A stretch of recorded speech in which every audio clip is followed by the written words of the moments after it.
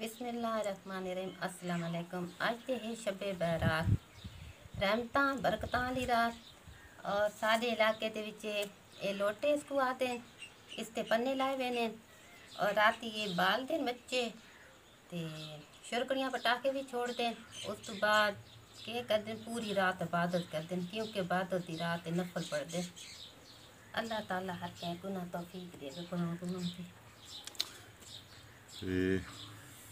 अच्छा, अब राफिया आपको दिखाती है कि इस डिज़ाइन पर पन्ने लगाने हैं और किस तरीके से लगाने हैं।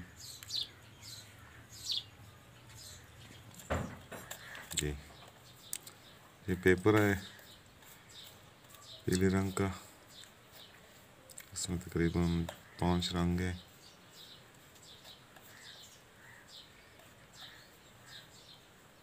इसके ऊपर ये जो डिज़ाइन बना हुआ है, इस पे सब पेपर लगाने हैं मुख्तलिफ़ रंगों में।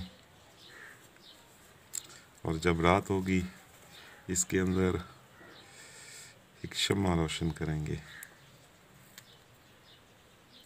प्लीज़ वीडियो को मुकम्मल देखना।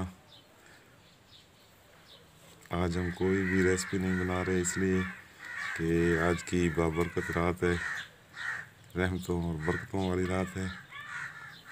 तो हमने सोचा हम आपके साथ शेयर करें।